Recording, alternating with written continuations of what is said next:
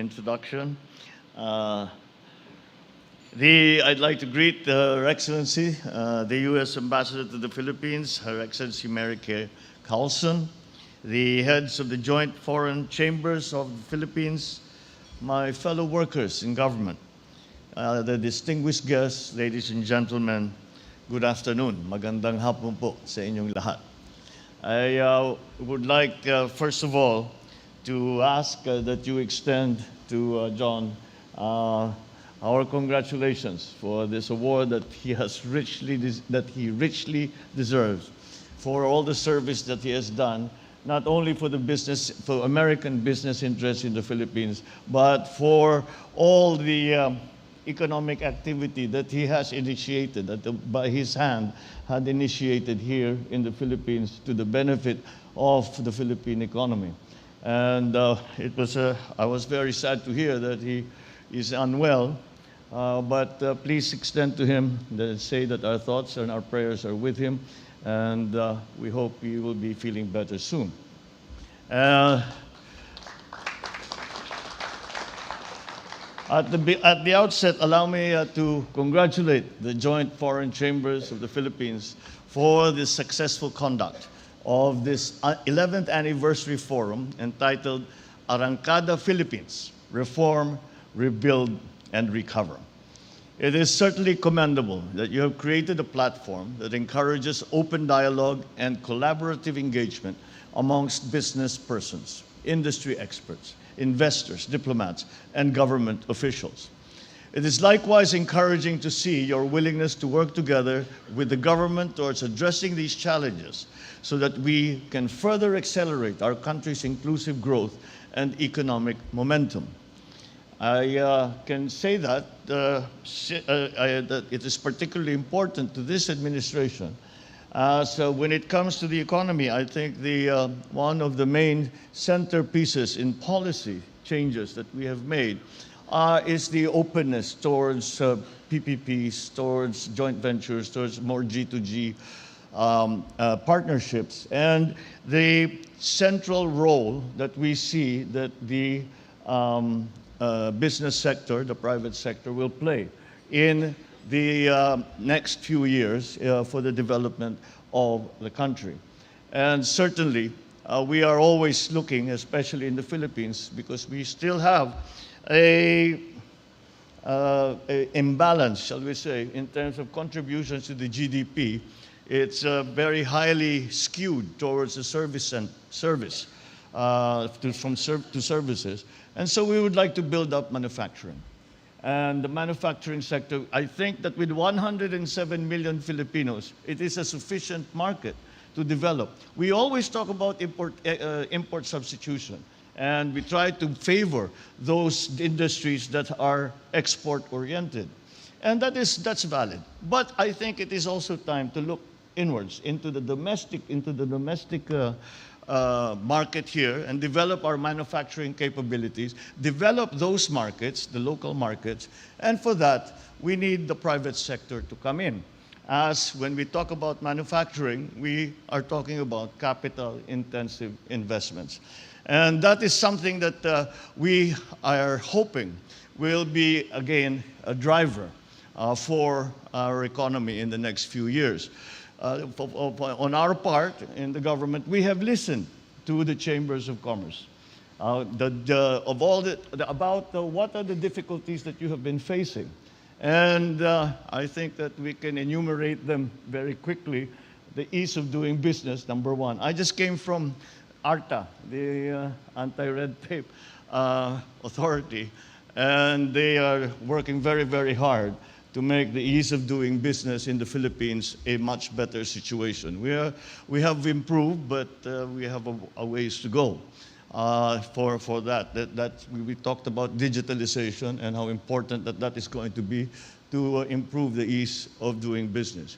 A more ticklish problem is that of energy, which is another one that keeps coming up. And especially with the volatility in the markets now, especially when it comes to fuel, that has become an even more severe problem than it used to be.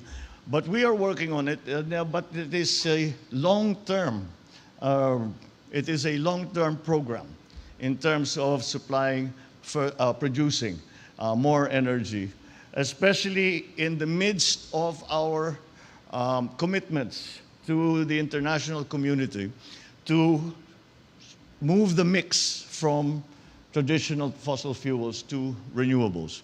Again, even the renewables take time. All the power plant takes 6-7 years to build, but we will begin it. And I'm not concerned whether or not they will come online in my term, but I think that whenever they do come online, we have to start now.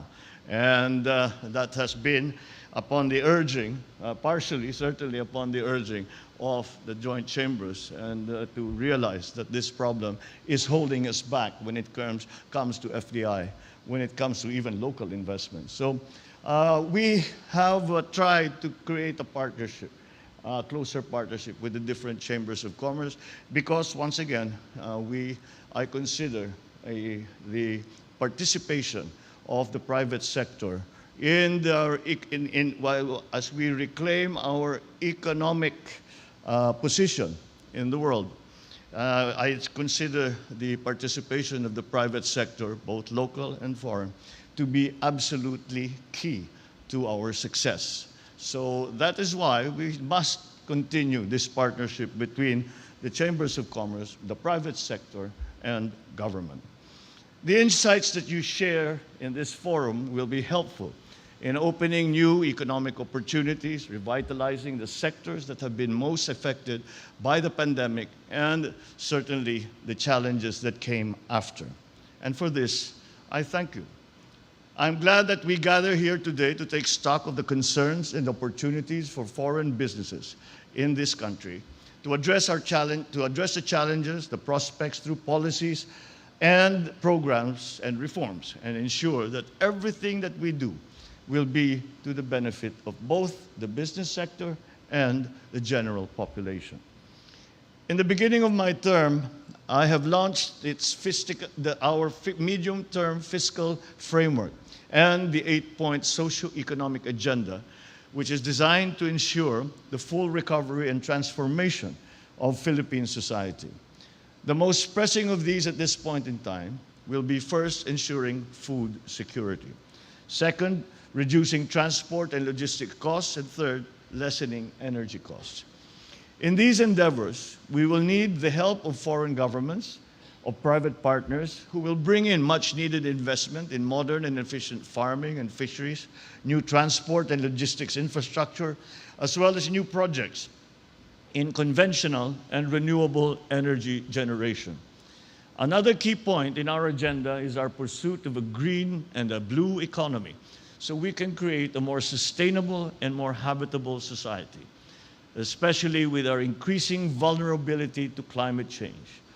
Climate change has become the overarching issue for every leader in the world today.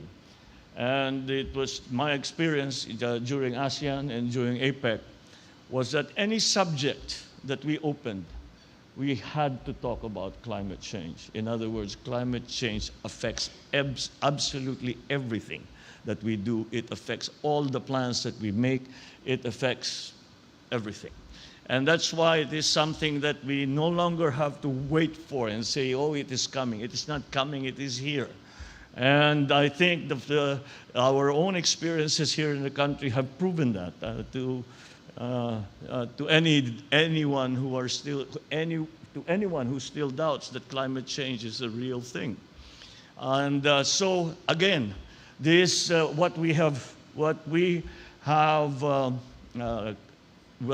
to confront the changes that a vulnerable country like the Philippines will have to go through to the effects of climate change is central once again to all that we are doing. But the technologies that are available or are coming very soon from other countries are those, again, that will be invaluable to the Philippines being possibly the most vulnerable country to the effects of climate change in the world.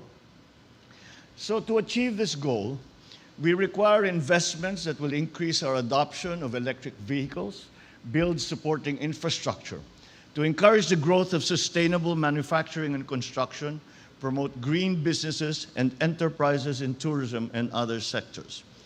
Lastly, it is the aim of this government to transform the Philippine economy to take advantages of the new realities present in the new normal. Gone are the old ways of conducting businesses and procedures, especially with the emergence of innovations in ICT and in other areas. And that's why when I speak about the economy, I do not talk about recovery, because I do not want to recover the Philippine economy to what it was in 2019. That is not going to work anymore. Whatever economy is going to be formed in the next few months, the next few years, it will be very different from what we were doing. So when they say we are trying to catch up, I reply, catch up to what? To what we were before? That's no good at all. We don't want to be doing the same things that we used to do. So let us find those new ways. Let us find those new technologies. We are in a new world. So it is imperative that we adopt new technologies, new practices. I'm happy to be able to inform you that the Philippine economy continues to recover from the negative impact of the pandemic. In fact, the country is on track to maintain its strong economic performance and achieve the government's growth target of 6.5 to 7.5% for 2022. Unfortunately, although our growth rate looks healthy, our foreign exchange has become, our peso has become a little stronger relative to the other currencies. Our unemployment rate is quite reasonable considering the situation. However, on the other side of that coin, there is still inflation that is running rampant and out of control. We just received the poor news from the Philippine statistics that November we hit 8%. And we are now trying to identify the areas of the economy that are the main drivers of that inflation. The main drivers of that inflation, unfortunately, are still imported. Still imported inflation. So, again, import substitution is still a good idea, not only for foreign exchange reserve, but also so that we can keep our inflation rate down. So to aid the transition that we are talking about, I invite you to invest in key areas such as education and skills training, digitalization of processes, and research and development. The government, for its part, is committed to further boost economic growth with overall goals of poverty reduction and reinvigorating job creation. Notably, the government exerts efforts to accelerate the country's economic growth by further easing travel and mobility restrictions, implementing economic reforms, and improving economic cooperation with trade and investment partners. Let me also underscore the government's work to enhance ease of doing business and public-private partnerships and improve bureaucratic efficiency through ICT development and digitalization. Rest assured, this government is united in ensuring that the Philippines will become a viable and sustainable destination for domestic and foreign investors.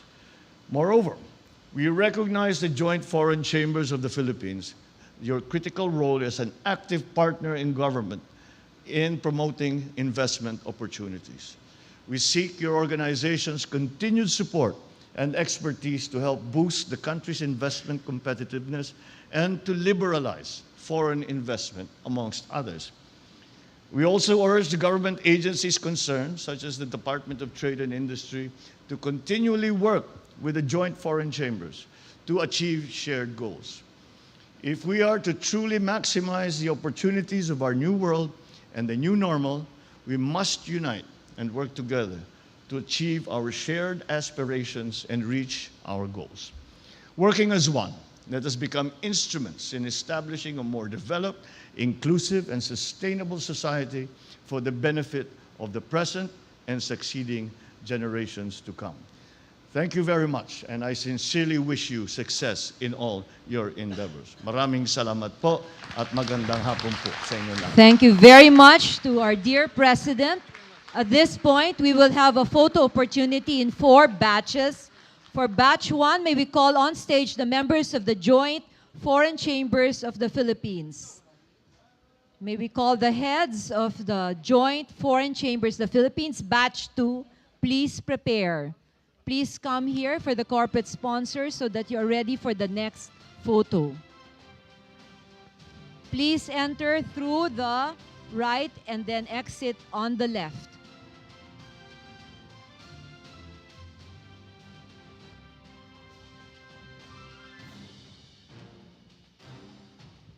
Batch 2, please prepare. Please come here already.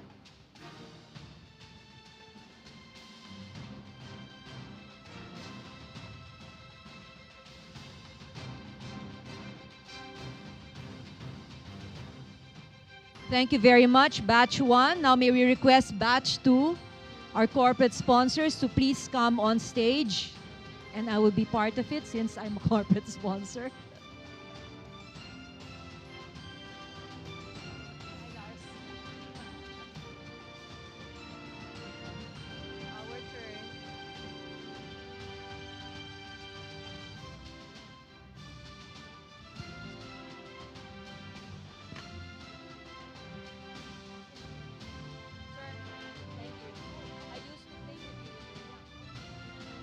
Batch 3, please prepare.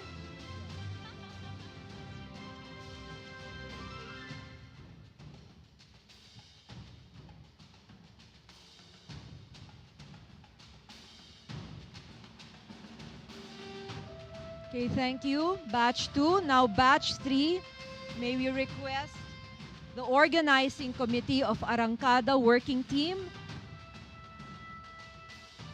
Oh, wait.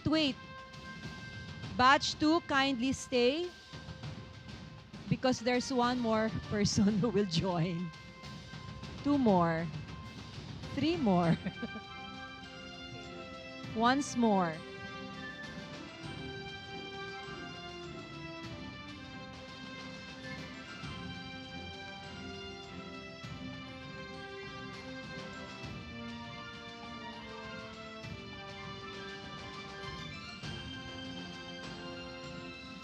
Thank you very much for batch 2. May we call on batch 3, please. Batch 2, kindly exit. Batch 3 is the organizing committee of Arangkada Philippines and Team Asia. All the people have been working behind the scenes to put this together.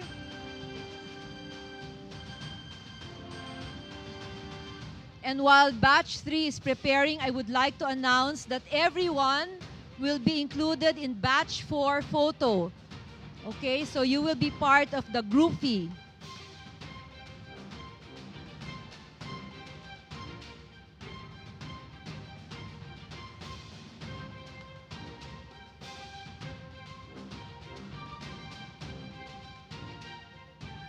Thank you very, very much for batch 3.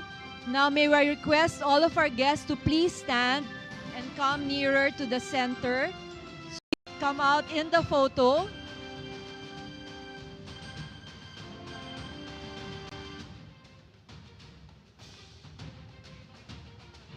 Okay, you will not be seen, so please move a little bit further.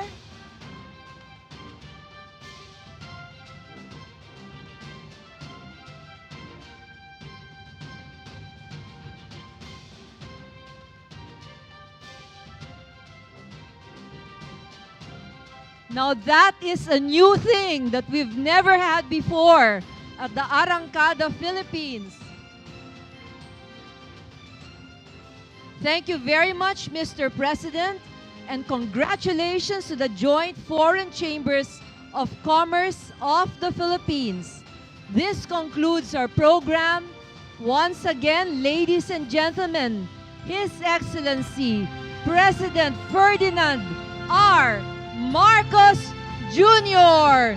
Thank you so much, Mr. President, for being with us for the 11th Arangkada Philippines Forum 2022.